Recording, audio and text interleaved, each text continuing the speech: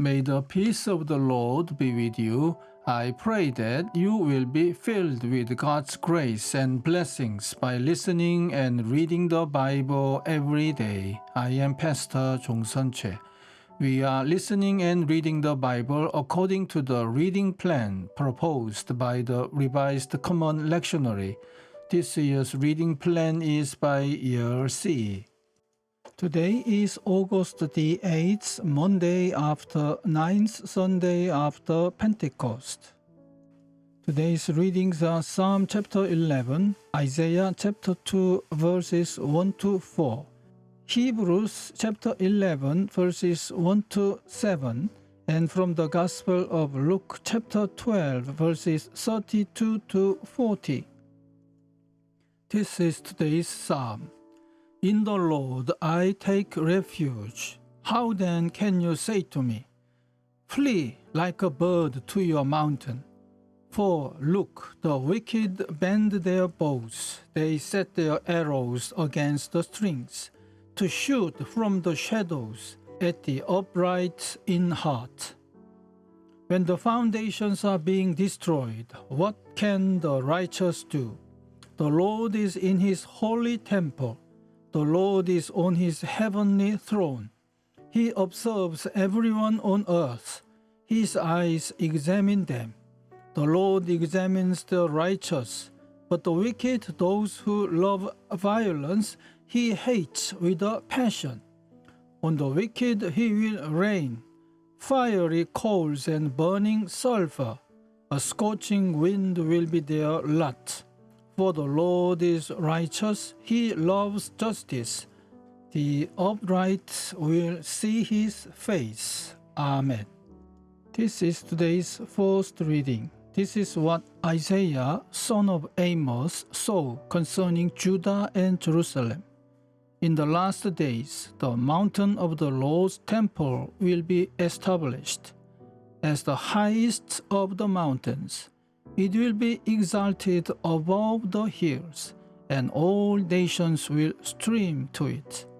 Many peoples will come and say, come, let us go up to the mountain of the Lord, to the temple of the God of Jacob. He will teach us his ways, so that we may walk in his paths. The law will go out from Zion, the word of the Lord from Jerusalem. He will judge between the nations and will settle disputes for many peoples. They will beat their swords into plowshares and their spears into pruning hooks. Nation will not take up sword against nation, nor will they train for war anymore. Amen. This is today's second reading. Now, faith is confidence in what we hope for and assurance about what we do not see. This is what the ancients were commended for. By faith, we understand that the universe was formed at God's command, so that what is seen was not made out of what was visible.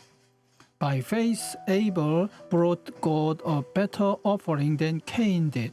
By faith, he was commended as righteous, when God spoke well of his offerings. And by faith, Abel still speaks, even though he is dead. By faith, Enoch was taken from this life, so that he did not experience death. He could not be found, because God had taken him away. For before he was taken, he was commended as one who pleased God. And without faith, it is impossible to please God, because anyone who comes to him must believe that he exists and that he rewards those who earnestly seek him. By faith, Noah, when warned about things not yet seen, in holy fear, built an ark to save his family. By his faith, he condemned the world and became heir of the righteousness that is in keeping with faith. Amen. This is this week's Gospel reading. Do not be afraid, little flock, for it is your Father's good pleasure to give you the kingdom. Sell your possessions and give alms.